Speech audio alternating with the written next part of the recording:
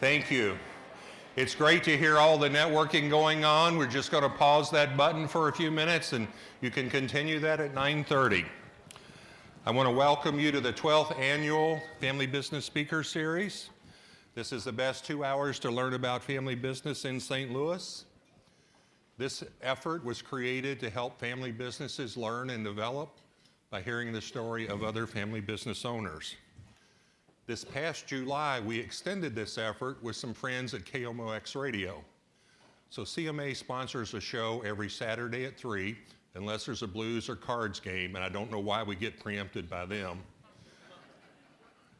But there's a family business owner that tells his or her story. So listen to that at 3 o'clock on Saturdays. And if you would like to be considered to come on the air and tell your story, it's complimentary, it's taped and edited so everybody sounds better than they really are. If you want to do that, put your name on the feedback form and put KMOX beside that, and we will contact you to follow up. And please give us your contact information. That helps us immensely. So I think I understood there were some challenges in the garage this morning, but parking is complimentary. There is a feedback form on the table. Please fill that out. We are interested in your feedback. An electronic form will be sent out just before the seminar ends. Today's program, we have a featured speaker. We will have Q&A. Q&A will be shorter this year. And we have an announcement about next year's speaker at the end, so I encourage you to stay until the end. And at this point, I'm going to ask Mike Howard, the CEO of YouthBridge Community Foundation, to come up and make a special presentation to 60-something winners in the audience.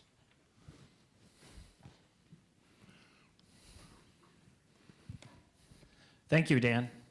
As I was having breakfast this morning, I realized we have two iconic American brands represented, one being White Castle and the other one being the Ritz. And first I want to thank Jamie for providing some White Castle this morning. Thank you very much, Jamie, for that.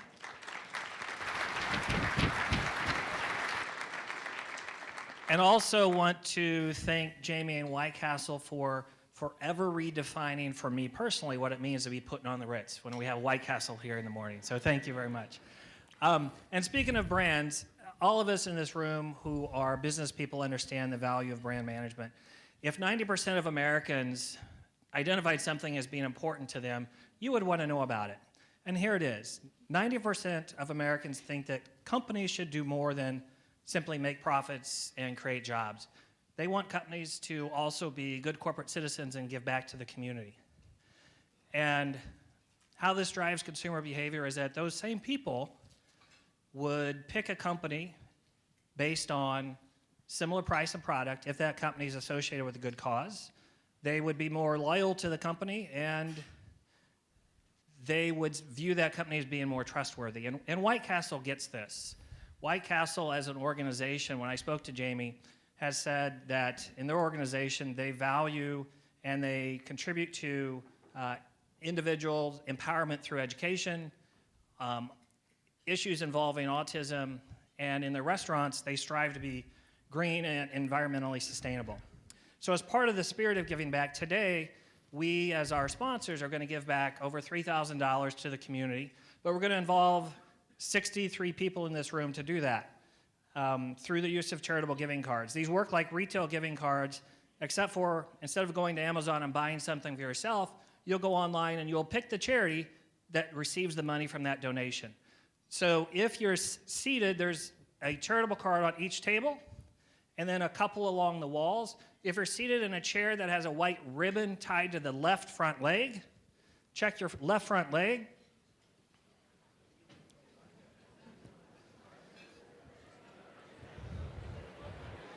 If you're in that chair, reach to the center of the table. In the center of the table, there is a white envelope that has a $50 giving card in it. Just follow the instructions.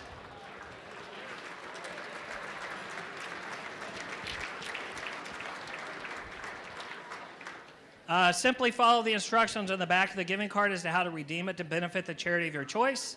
If you're unsure, if you have any questions, you can pick up this flyer off of your table. It says Giving the Gift of Giving. That'll give you more information.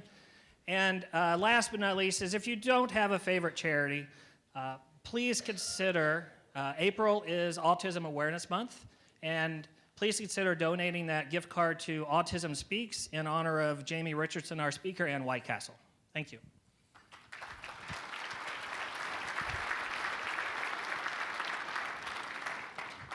Thank you, Mike, and congratulations to all of you who now have a gift card to give away.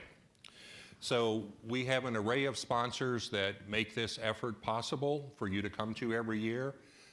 This is the range of expertise a family business needs to make a successful generational transition. So here is a brief word, shortened by 3 minutes this year, of our sponsors.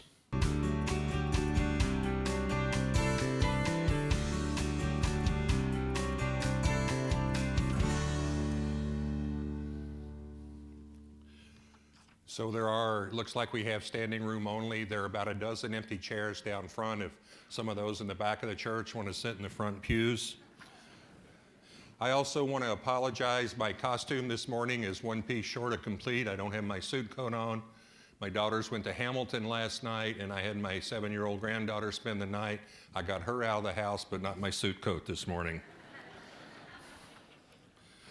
So there will be an abbreviated Q&A session. One thing we did to shorten and streamline the seminar this year. If you have a question you would like to pose to Jamie, there's a tent table that tells you how to text that, and those will be brought up, and Kevin Short and I will ask a few questions of Jamie at the end. We are privileged to have Jamie Richardson, Vice President, and I've heard his job described as brand ambassador, and he seems to be a great fit with that. He is 4th generation. He married into the family, so we're going to have a different perspective this morning.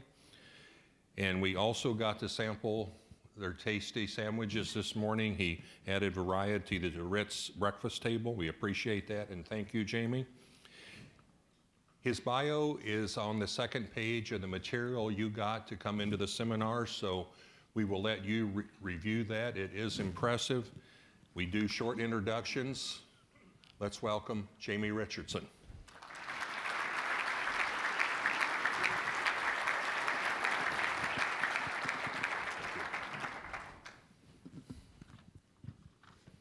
Good morning, everybody. Wow, this is an awesome gathering, and it's great to be in St. Louis. At White Castle, it's not too often we get to talk about hamburgers and philosophy. But then I thought, well, what the heck? It's not too often we get to serve breakfast sandwiches at the Ritz-Carlton either. Thanks, Mike, for your great efforts and giving back to community, and really appreciate all that you're doing and all that the sponsors have done to make today possible. And how magnificent to have a gathering like this you can look forward to for the nourishment that comes from spending time with one another. For us, it's really about passion. And when I mentioned this notion of philosophy and hamburgers, there was a philosopher, George Wilhelm Hegel, who said, "This we can assert absolutely. Nothing great in this world was ever accomplished without passion." And what I'd like to do over the course of the next several minutes is give you a tour behind the castle walls to share some of the things we're passionate about. And really, as a starting point, I think that when we gather together as family businesses and those who we work with, our partners and providers of support for family business, we have a lot of common ground. And I know this is true of White Castle. And as I thought about today and the chance to spend time with you, I realized some of the things we have in common are worth calling out. I think in general, as family businesses, we tend to take a longer view, that it's beyond next week or just the end of the financial period. It's about what we want our legacy to be, the difference we hope to make, and that people matter. Absolutely, we have to be accountable, and our focus is on getting good business results. But at the end of the day, that doesn't happen by accident. It happens because you are able to work with people who are as engaged and as passionate about your business as you are.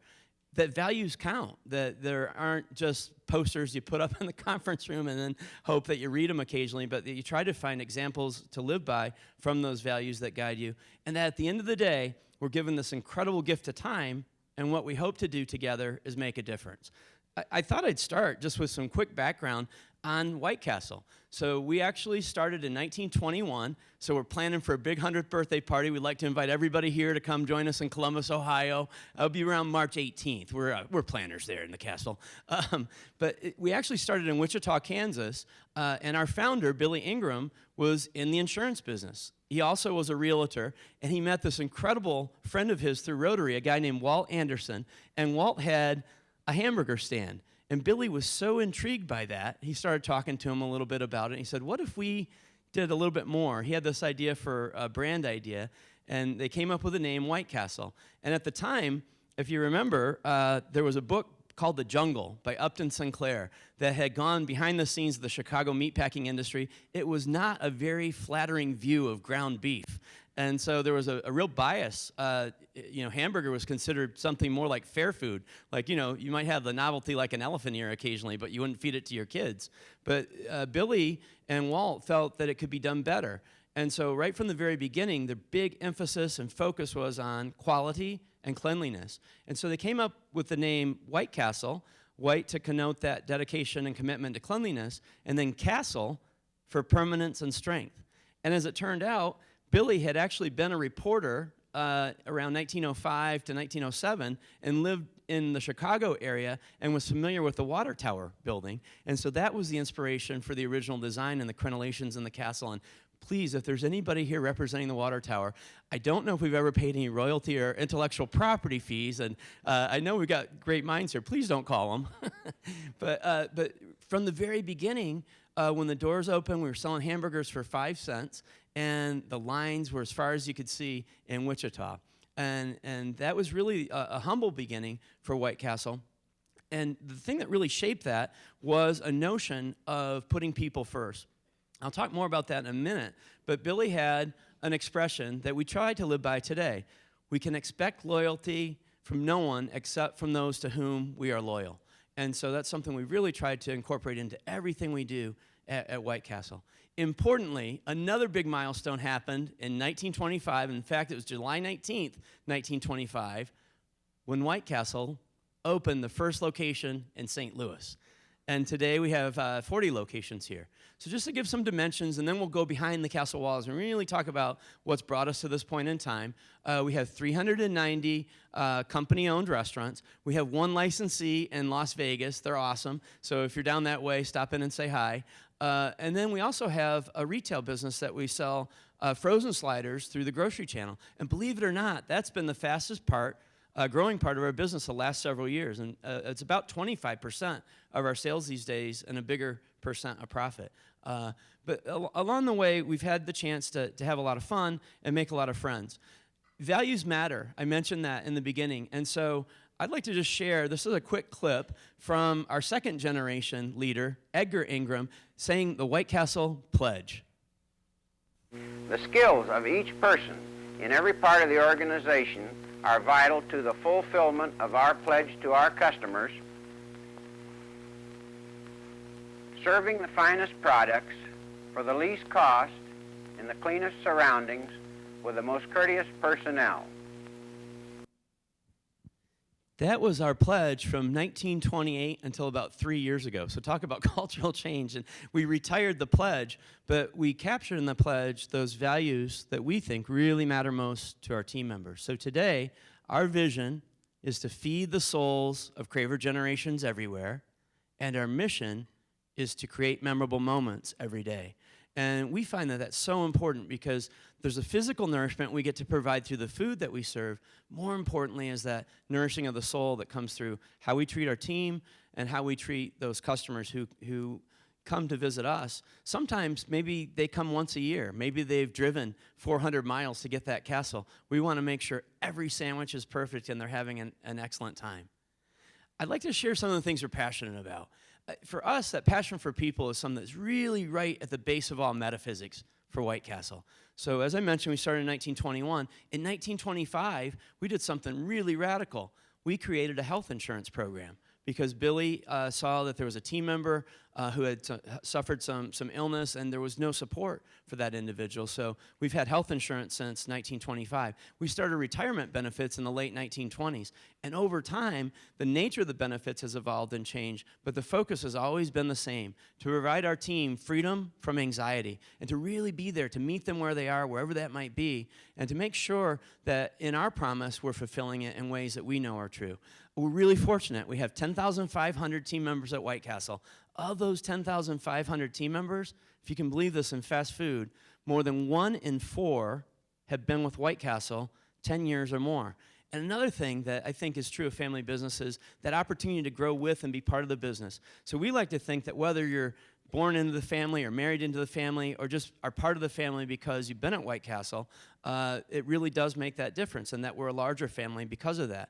And in fact, of our top 450 people in restaurant operations leadership, 442 started behind the counter at White Castle in an hourly role. And so to have that opportunity to grow and be part of something is something we think is really profound. Our general managers, the men and women who run the castle, we say they have the keys to the castle. They actually are incredibly loyal, and in fact, our turnover rate with that important group of folks was less than 3% last year. So that passion for people is something we hope we're not just saying as a credo or something to put on a poster. It's something we really live by and are incredibly focused on. One of the things that I think we all encounter as family businesses is almost a shyness, a humility about not wanting to seek too much attention or too much limelight. And this is definitely true for our family. Over the generations, we haven't put much of a spotlight on ourselves. And we realized a while back that when we were able to share our story with more people, it was actually great for our team members too. That it was great for our team to know that there are customers everywhere around the country, whether they live in a White Castle city or not, who love White Castle. So I'm going to share a behind the castle walls story. And it's beyond PG-13, but we're here among friends. So we got a phone call, and actually I was the person who answered the phone, and the individual said, there's a script, and there's 2 likable underdogs who spend a night of misadventure trying to get to White Castle. And so we honestly thought it was April Fool's Day. We had to check the calendar to make sure that this was real. And what we found out was, no, there was really a script, so they sent it along for us to review. They didn't mention it was rated R. So we were reading the script, and I thought, oh boy, I don't know if we can do this. We're a family-owned business, and so there were some good discussions internally. On one hand, it was very positive for the brand. On the other hand, it wasn't exactly what we thought it would be. And so I'll never forget the moment of truth where, in a good debate and discussion, a colleague said, well, if you want to go talk to Bill Ingram, who's our 3rd-generation CEO, go ahead. And so I thought, okay, well, I'll do that. I'll never forget, standing outside Bill's office, and I had my speech really well rehearsed in terms of all the logical reasons this was a good promotional tie-in. And then I walked into his office. I never noticed the carpet was so cushy in there. And there was Bill, and I froze up, and the only thing I could say is, it's rated R for raunchy. It has sex, drugs, and rock and roll. But other than that, it's really good for us. He got really quiet. I almost felt like I should start walking out. And then he asked me a really important question. Does it make fun of our team members? And I said, no, actually, it's really positive about our team members. And then Bill looked at me and he said, oh, I'm okay with it if you are. And that is the lengthy approval process that greenlighted one of the greatest films in the history of cinema. Still did not get the Academy Award it richly deserves. Harold and Kumar go to White Castle. I think those experiences started to teach us that it was okay to know where we were coming from and who we were, and at the same time share our story with a larger audience. We were fortunate to be part of one of the first seasons of Undercover Boss. And that was a great experience because we heard from our team members firsthand what was important to them and why. Cousin Dave really did, for those who've seen the episode, he was working in a bakery late at night. He really did ruin 3,272 buns, and it was 2 years later when I told him I'm the one who did the count and told the producers so it could make it in the episode. But we learned from those things along the way, and we found that when we share our story, good things happen usually. one of the other things we're really focused on is celebrating the good. You know, when you have 10,500 team members that are part of things, you really need to have some fun energy. So that is not really Spider-Man, but it's our Senior VP of Restaurant Operations he does crazy stuff. But we have, for instance, we raise money for Autism Speaks every April. And so we have our own March, April Madness where we've got our tournament bracket. And the things that the castles do when they're competing against each other are just incredible. When our third generation CEO, Bill Ingram, was ready to retire, and I'll talk a bit in terms of what that succession process was like, we wanted to surprise him. He's a very humble and quiet guy, but we did This Is Your Life for him with about 700 people in the room and trotted out friends he hadn't seen since elementary school. So for us, it's really making sure we pause, as busy as we all are, to celebrate those milestones and to have fun with it along the way, and to acknowledge if we're able to see further into the future, it's like Newton said, it's only because we're able to stand on the shoulders of the giants who came before us. This is the most famous person in the history of White Castle, and it's not Edgar Ingram, second generation leader, or Bill Ingram, our third generation leader. It is Elaine Masita. And Elaine retired from White Castle, and there she is getting her 25-year watch, her 50-year pin, and her 67-year pin. She retired with 67 years of service. And we even looked in the Guinness Book of World Records, and there was someone in India who had retired with 70 years of service. So I went and mentioned that to Elaine, and she started shaking her head. She said, "Not a chance, honey." But two things happened when Elaine retired. One, Bill Ingram allowed her to do something he's never done before or since. He let her keep her security badge, figured she was low risk, so Elaine can come and go anytime she wants. And the other thing was that our board of directors declared June 8th, her hire date, as Elaine Masita Day. So that now, every June 8th, if you have 15 years of service in that year, you get a special pin that's a tip of the hat to Elaine's 67 years compared to your 15, and the pin simply says 52 years to go. A while back, we had a special anniversary and went back to Wichita, and we made it above the fold and the Wichita Eagle, and we actually partnered with Dillon's, a grocer in town. They were celebrating their 90th year, as we were too. So I'm just going to play a couple quick videos from that experience. It was really fun.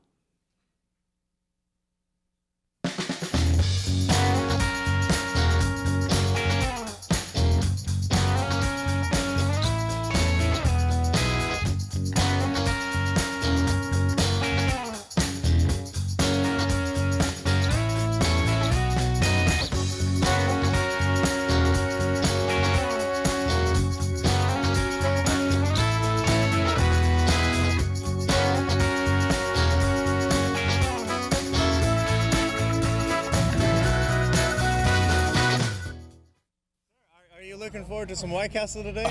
You bet your butt. It's a way of life. It's us. I'm spreading the gospel. Very excited. I came all the way from California. Just for today. Yes. So hopefully it's got a little. Smell it.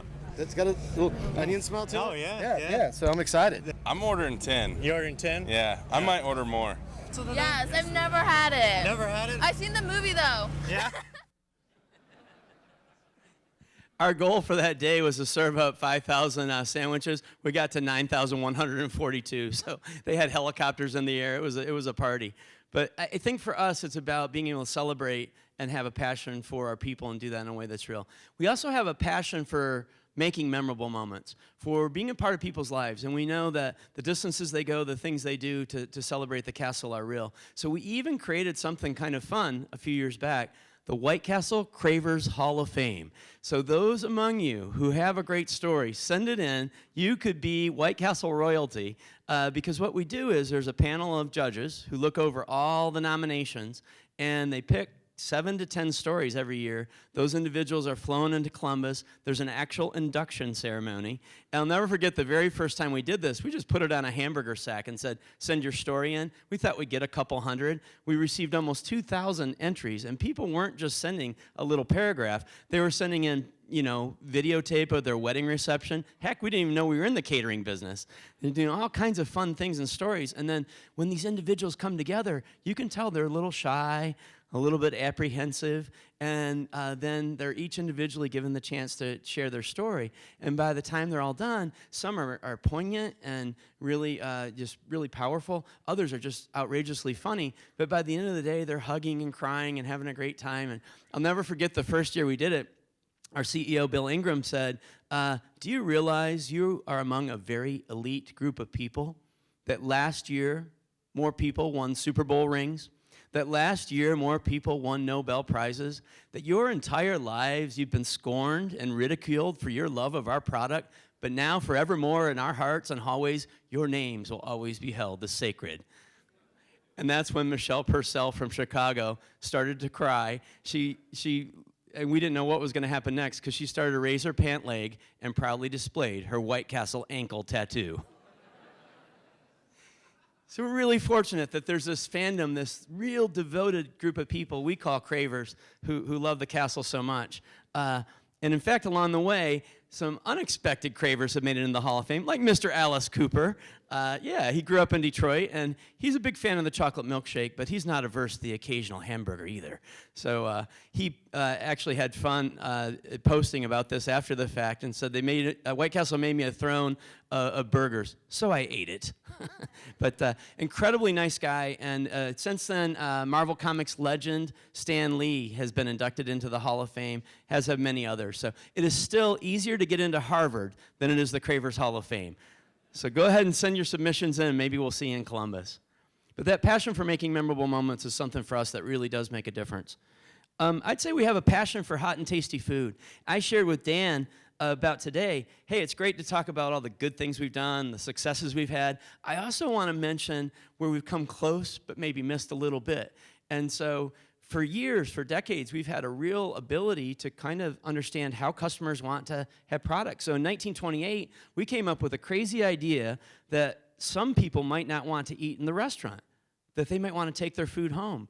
So we debated it. We got all the minutes and notes from these great discussions, and we started to put the hamburgers into their individual carton, and then we sourced sacks that people could take them home with. And so in some ways, I really believe we invented carryout, or at least we're among the first to offer that. So in that same spirit, we received through our employee suggestion box 2 ideas that were almost virtually the same.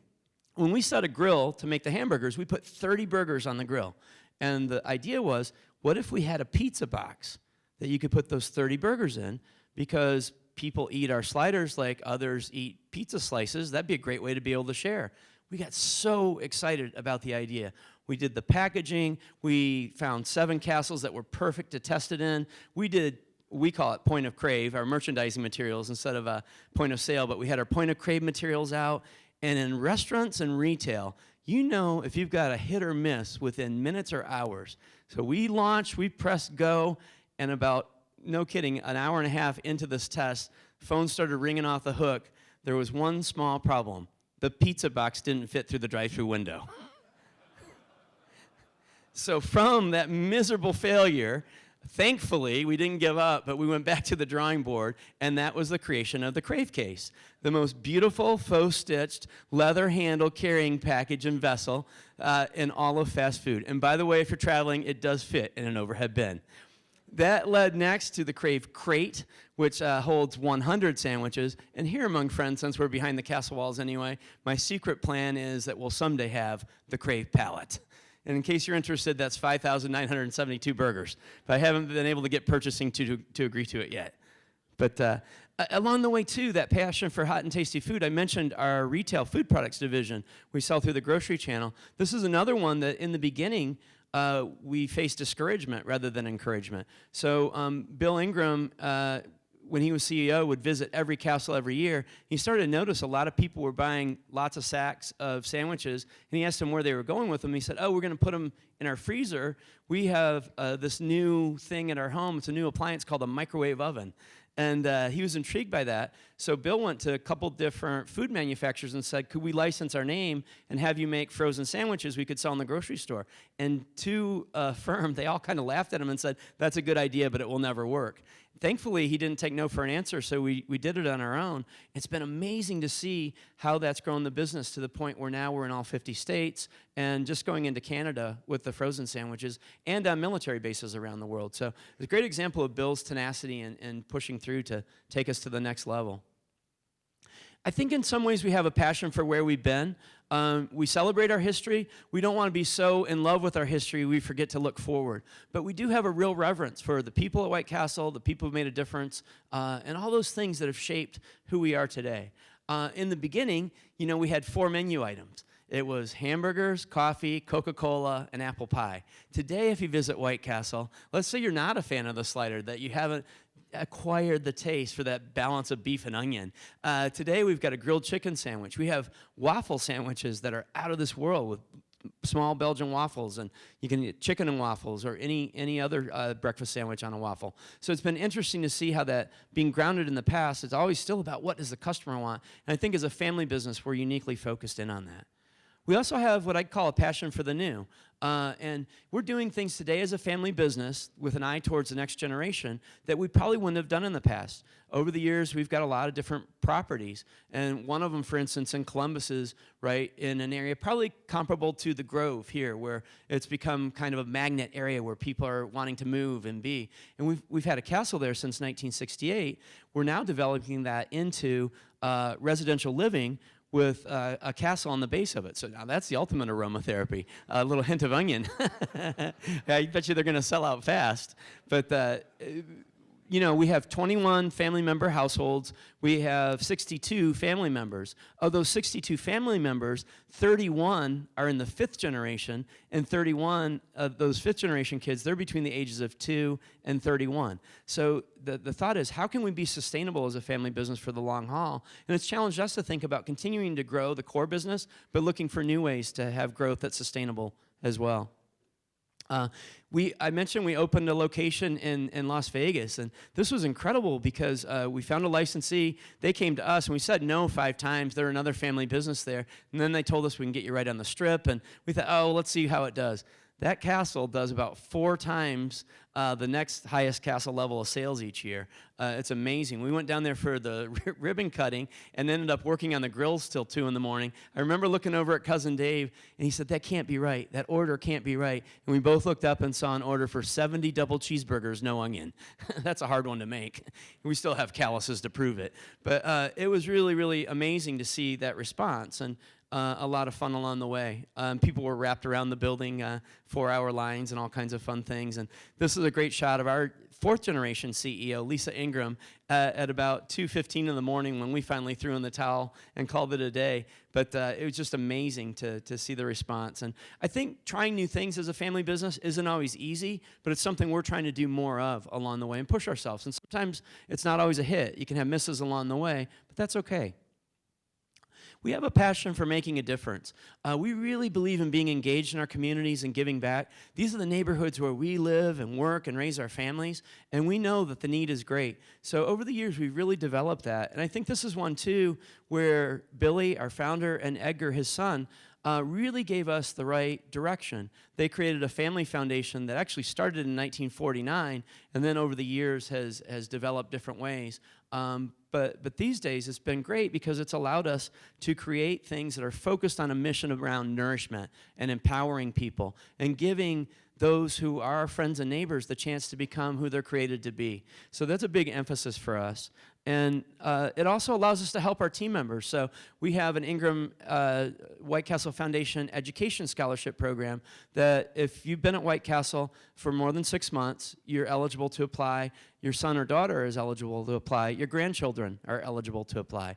And over the years, the number of scholarships given has continued to increase, but we hear so many kids who tell us that they wouldn't have had the chance to even go to college if it wouldn't have been for that extra nudge. And candidly, it's not enough. It's not a full ride, but it's significant enough that if someone's on the bubble, it's just that encouragement they're looking for. So that's been a really, really fun way. We also think that it's important to be able to go ahead and brand that giving. We call it our Castle Shares program, Feeding Hunger, Hope, and Dreams. And for us, it really is about that empowerment that happens when you're able to connect in a way. We also think it's important not to get locked in to just writing a check. but to really focus less on maybe the amount given and how much of your heart you're giving. And so for us, we don't take ourselves too seriously. I think we're kind of the Alfred E. Newman of fast food, Mad Magazine and all. And part of that is trying to have a little fun along the way. So I'll never forget, we had a call not too long ago from the Detroit Thanksgiving Day Parade. One of their sponsors, unfortunately, had backed out like right at the last second. And they had this briefcase brigade does drills. You might have seen them on TV at some of the different Thanksgiving Day parades. And so all we did is make a quick substitution to hand them some crave cases, which are now collector's items. So they made up these great crave cases and stormed the streets of Detroit with those and had a blast. The next story I'm going to share is another behind the castle walls story about our engagement with Autism Speaks, a group we really believe in and have had a great partnership with. But I was at an event, and someone whispered to me, "You're sitting next to Laura Slatkin." I had no idea who Laura Slatkin was. I said, "Who?" They said, "Laura Slatkin. She's the queen of home fragrance." Well, I felt like I was like very uneducated at that moment. And then the person kind of leaned over and raised an eyebrow and said, "She's also a Manhattan socialite." I said, "Wow." But I didn't know that I was going to offend her, but she was very kind and sitting by me, or seemed to be. And so I thought I'd make a joke, and I found out that her company made candles. And I leaned over and said, "Be kind of fun if you made a candle that smelled like a White Castle hamburger." She was very quiet. She looked at me and said, and she didn't say much the rest of the night. So I thought, oh, well, you never know until you try. 6 weeks later, I kid you not, in the mail, I got this package that was delivered at work, and I opened it up. It was a mason jar. It had a lid on it. I opened the lid and was overwhelmed by the scent of beef and onion. And there was a little note, a Post-it note that said, "I think we're there on the beef and onion. I'm still working on the bun and pickle. XOXO, Laura." That led to the little candle that could, the only White Castle hamburger scented candle in the history of the Western Hemisphere or world. And she donated her portion of the cost, and we donated the rest. And so far, over 5 years now, we've raised over $250,000 for Autism Speaks. So it's been really incredible to see that happen. And the funny thing is that when we announced this, we thought we had a 1-year supply. They were gone in 6 days. We had to reorder and keep reordering. And something good has happened when they make fun of you on Saturday Night Live. So we made it on Weekend Update. And Seth Meyers said, White Castle's launched a candle that smells like a hamburger. So now for those who love White Castle, their home can smell like that even more. But we don't mind being made fun of a little bit. And in the lower picture, it's kind of hard to see. That is Martha Stewart hanging out at the castle. We couldn't convince her to get on the grill, but it had some fun along the way. I'll close out just and share some more about, as a family, what our journey has been like. Because the last thing I really wanted to highlight in our tour behind the castle walls is that we have a real passion for family.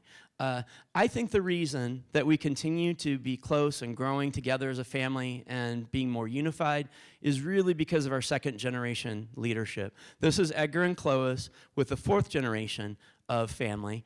And I can just see, as an in-law who's fortunate enough to be part of the business, the close ties and bonds that were made because of the time that Edgar and Clovis provided for all of the grandkids to spend together and the values that they were able to pass on. There's a real decency and a real focus on doing the right thing, especially if someone's not looking.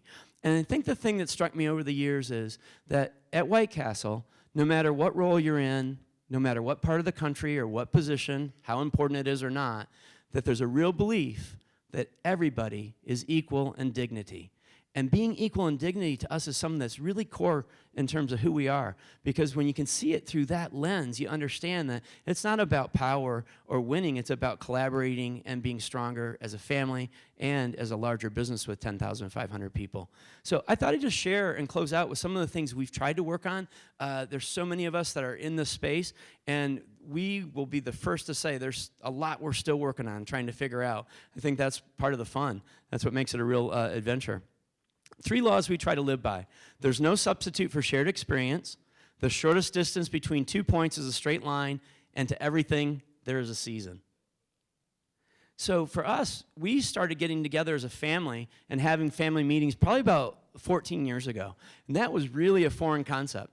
I mean, everybody had grown up kind of spending time together, but there was a lack of clarity around, if I want to work in the business, how does that work?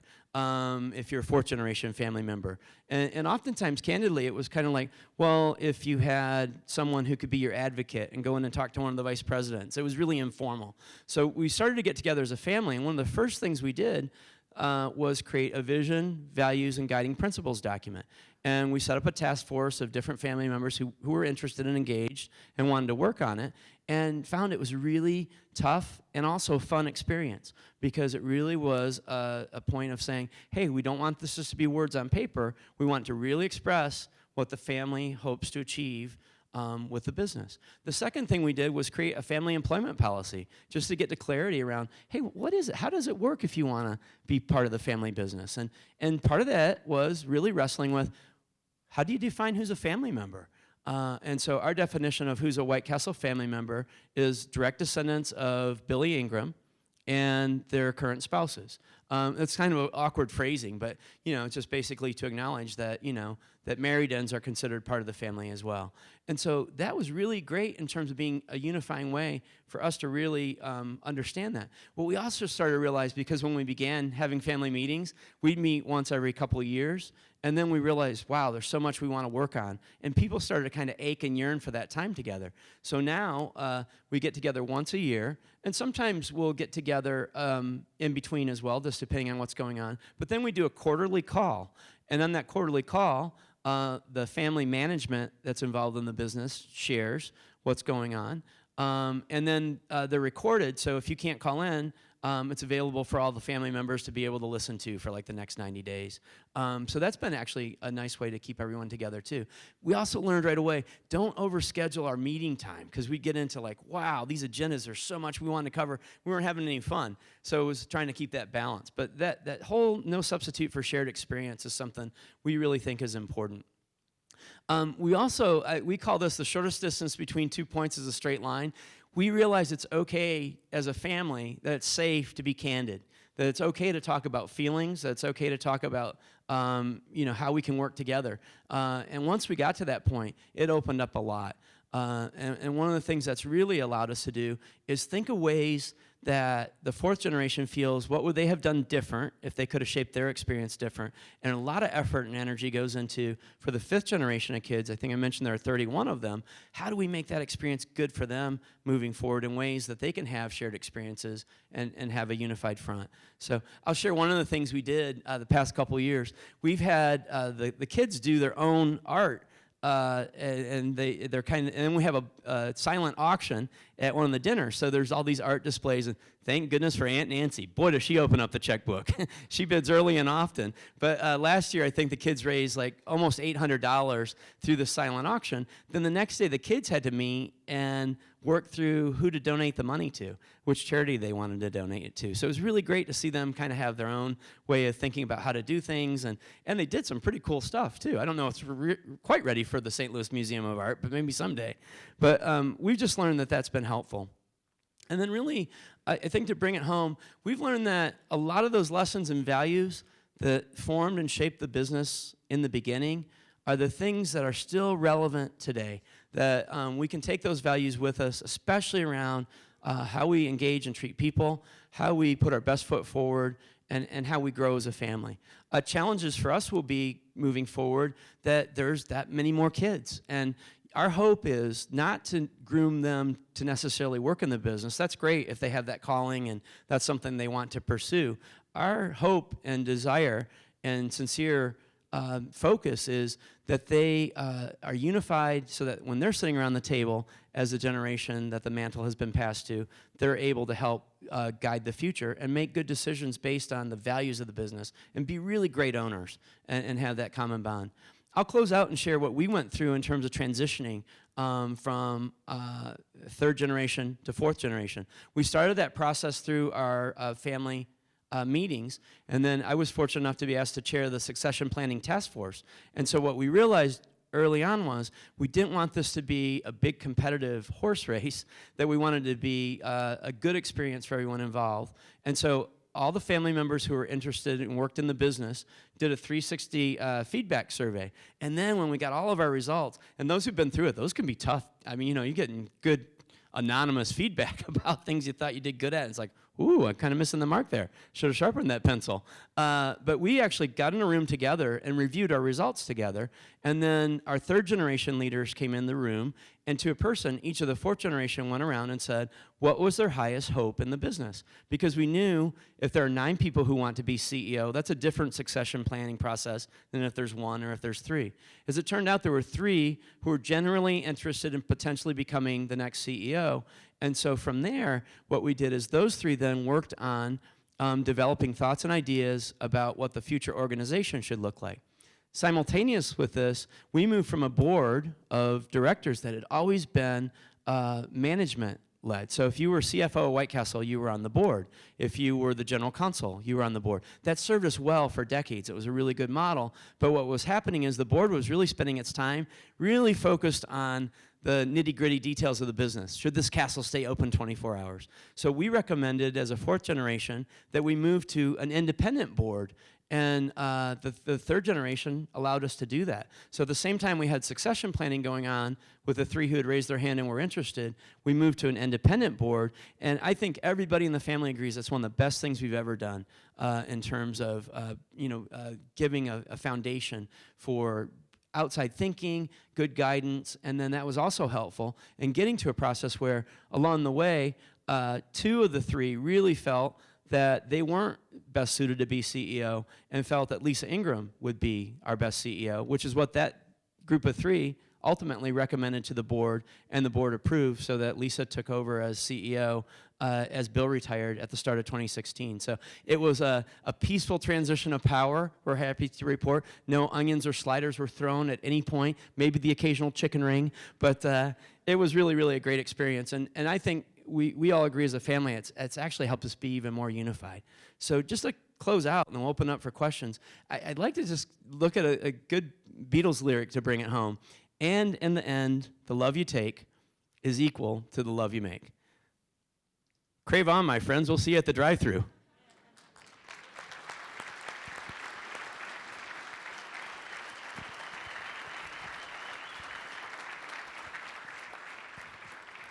I do have a quick disclaimer. That is my personal vehicle that I'm jumping up in front of. My wife and I have 5 kids, and 4 out of 5 kids love the van. Our 16-year-old daughter is not enamored with the big logos. Said, Dad, they're so big. But I just want to thank you all for the chance to be here. I think I'll bet Dan has a question or 2 for me to try and answer.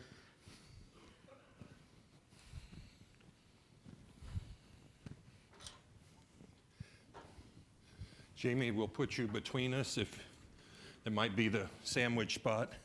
No pun intended. Hi, Jimmy. I'm Kevin. Yeah, good to see you. Can you hand me that glass? So can somebody give me a time check? They made me turn my phone off, so 9:05. Very good. So we got a few minutes. Thank you. So Jamie, you are a married in to this family. Can you talk about how your perspective as a married in is the same or different as to the Ingram family who grew up at the family dinner tables? That's a great question. So I think as a married in, one of the things for me that's been important is I have a real reverence for the heritage and the family. And I think one of the things that's distinguishing for me has been how everyone's always treated me with open arms. And I think perspective-wise, my joke is that, well, no one ever pushed me off the swing when I was 5, so I don't have like latent bad memories or grudges or anything. So I think in one sense it's given me a different set of experiences, and it's also given me the opportunity to be able to be objective, I think, in terms of trying to build bridges, and if there's different perceptions in one part of the family about something that happened historically or how we might approach something. The biggest thing that's happened through the family meetings, I think everyone's seen more clearly, has been able to see more clearly that there's a lot of shared values. And people didn't doubt that before, but I think as a married in, I think I feel honored to be able to be part of it. I know my mother-in-law and father-in-law told me when I started, hey, they were really great about saying, we don't want you to feel pressured. If this is something you don't like, you don't have to keep doing this. And gosh, that was 19 years ago, so far so good. But it's been a good experience. And is your voice treated any differently than the voice of family members, the blood relatives, the descendants of Bill, as you called them earlier? Yeah, I feel fortunate in that I don't feel it's treated differently. I think, and I think it's true of the other in-laws who are part of the family too. So I think everyone is respectful, and I really believe everybody has an equal voice around the table and is treated that way. So and it's been good. We, like so many of you get to know other family businesses, and candidly, you hear real horror stories about a situation where an in-law was difficult or a challenge or created trouble. We're really fortunate in that we don't have that situation at this point.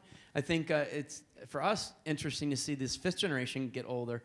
Of the fifth generation kids, of the 31 fifth generation members, one is married. So we're needing to think about how do we welcome this next generation of in-laws into the business, and how does that feel? How do we get them some cultural immersion so they can appreciate and feel welcomed? So Jamie, first of all, great job. Very, very entertaining. Family business, we all hear the horror stories of conflict. Dan's in business because I'm in the M&A business. We're in business because of family conflict. How do you handle the conflicts that arise? See, I knew these guys were established and esteemed. I did not know I was sitting between Simon and Garfunkel, like bridge over troubled water. That's awesome. I think it's great that, I think the fact your business is able to address those kinds of issues illustrates the need is real. I think for us, we do have a family business advisor who moderates and helps, especially on the challenging issues. I'll just bring up the things you're not supposed to talk about. Politically, we're probably as diverse politically as a family as the country in terms of range of views. And I think just having a way to be open and work on a safe place to be able to share why you feel a certain way and doing it respectfully has been a big part of that. There were some generational things we needed to work through in terms of when Bill became CEO of the business. That was a time where his sisters weren't really given the same access to opportunity. And yet, they're equal owners, but there wasn't a pathway for them. So one of the things we really worked on early on was trying to establish and understand, what can we do better? I mean, we can't change what's happened, but how can we take the experience that maybe we didn't quite get where we hoped we would and channel it back so the next generation benefits from that, even if there's been a little bit of pain around it.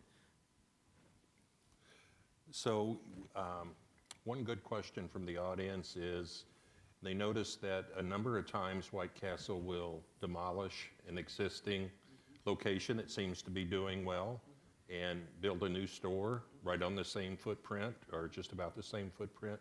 What's the rationale for that, and what does that do for the company? It's a great question. So we do invest a decent amount each year in our capital expenditures that goes to keeping those buildings fresh. So as a family-owned business, a lot of our properties, not 100%, but many of our properties are properties we own rather than lease. And so those buildings, they're awesome. As time goes on, they do wear out. And so what we do is reinvest to make sure that they're as good as they can be as a work environment for the team members. So a lot of times in that demolition, we call that a replacement when we demolish it completely and build a brand new restaurant, or a re-image where we'll redo the kitchen and the dining room. In both instances, the idea is to stay fresh and be a quarter step ahead of it so that we're able to be what customers expect.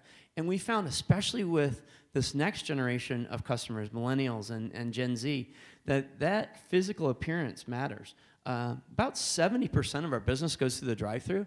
So, not everybody's going inside, but it still needs to look its best and be welcoming. And I'll be honest, there were years where we probably let that go. We're pretty fiscally conservative.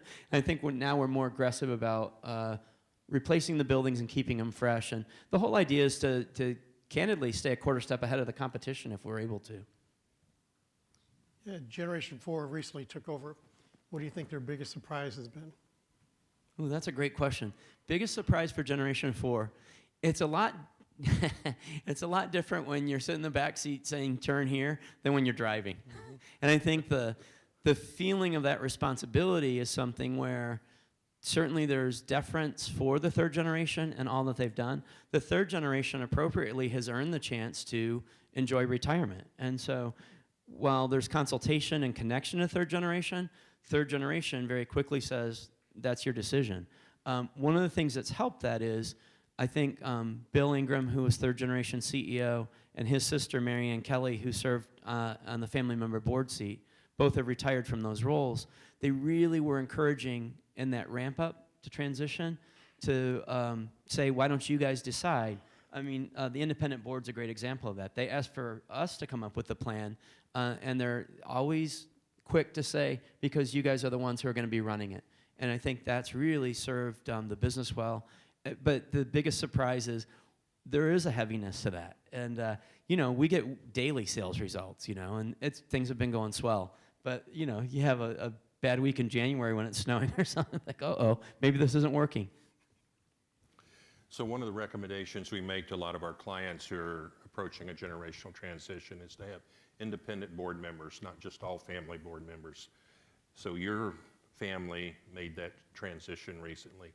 How did you identify those non-family members, those independent business people, to be on your board? That's a great question. So in our transition to having independent board members, we did it slowly at first because we just added 2 in the beginning. Today our board is comprised of 8 members. 5 of those members are independent directors. At each juncture, what we've done is we have a job description that describes what we're looking for in an independent director. We have a separate job description for the family member board seat and a different process for that as well. We have a committee that works with a search consultant, and we decided right away we didn't want this to be an extension of networking necessarily, so we thought from a family perspective it'd be really good to have truly independent directors and not 2 of Bill's friends that he trusts and has been in, a cheer group with. And so, and he was fine with that and encouraged that. So what we've learned to do is, depending on what challenge the business might be facing, where can we gain expertise? Where are we deficient, or where do we want more expertise? So we have one person on the board who was recruited really from the role of thought and idea and revenue generation outside of the core business. And that's what that individual brings to the table. We had another who was really brought onto the board. We knew we were going to make transitions that would affect maybe culture. And so this person has experience at Disney and as a chief people officer. And so certainly bright and dedicated people. Candidly, the thing that's the common thread is a real reverence for family business that's genuine and gives us the chance to connect that way. Jamie, what kind of plans does Generation 4 have to take the business forward? Any big changes, any big dreams in the future? That's great. We dream big dreams all the time. From tiny burgers. So that, yeah, those aren't sheep we're counting at night. But I think for us, it's been about the pressure point, kind of going back to your earlier question, is we have a great core business. We want to know, how do we grow that core business as well as we can, but beyond that, how do we expand outside of that? So I've seen us starting to experiment with more things. We opened 2 castles in Shanghai this past year, and they're doing fantastic. The licensing deal in Las Vegas has been a win. We're really pushing the envelope on menu development right now. So just trying to find the right mix of new elements. So the other thing I think we've done, candidly, is look at our balance sheet and understand, hey, when we own these properties, are there ways to do this differently? On the other side of it, there were some tougher decisions that were the right thing for the business, but harder decisions for the third generation to make. For instance, we had a defined benefit pension plan that was a huge liability. We care deeply about our retirement benefits for our employees. We've frozen that pension plan and shifted to a 401k that's very generous. Our younger employees like that better because it's portable. And so we've noticed that we probably need to evolve to be more in touch with what our team members of tomorrow want, not just what they currently need. So I think that's where we see how do we leverage the brand to do even more would be, I think, the core focus. So when you go to Shanghai, does the recipe change? You know, that's interesting. Sourcing in Shanghai was very, very interesting. The flavor profile is identical, but we had to source differently. So it's still 100% beef, still the same ratio of onion. The bakeries were the toughest part, to get the right bun recipe and That can be fickle, but so far so good. And you can get the Peking duck slider there too. So, Jamie, we'll consider these the last two questions, so we'll take you out of troubled waters. How many shareholders are there, and how many are not actively involved in the company? And do you personally own shares, or do any married-ins own shares? I can broaden that last little bit. Sure. With regard to ownership, so there's 62 family members. In one degree or another, either in trust or otherwise, all have shares, including married-ins. Typically, married-ins will transfer their shares over to their spouse at the end of each year. It's just a practice that we've been in. But in terms of keeping everybody together, there are 9 family members who work in the business. We do a lot of communication. I mentioned we do quarterly calls. We call it the First Monday update that goes out to everybody with a key dashboard on how the business is doing. But beyond that, it's also what's going on in different households and families, and it's fun. People tend to look forward to it. And it's also the chance to share any news related to, let's say, dividends, or any news related to your things you need for taxes are going to be available next week. So everyone stays in touch pretty close that way. So how is the move to healthy eating, how has that impacted your menu and your focus and your future? The beauty of the slider is it's 140 calories. So we've got that one down pretty good.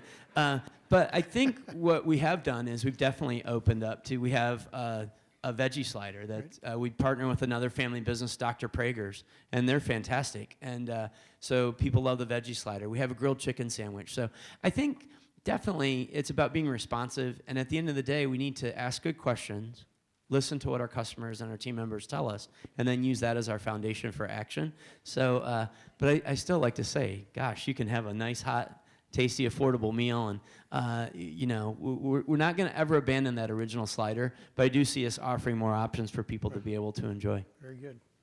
So let's have another round of applause for Jamie, please.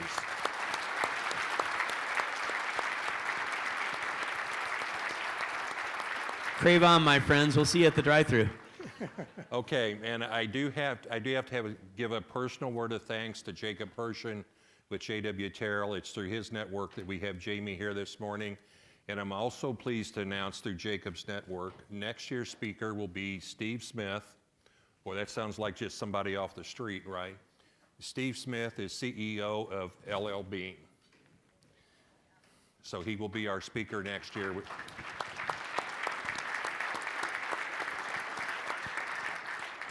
And I'm starting my genealogy research immediately.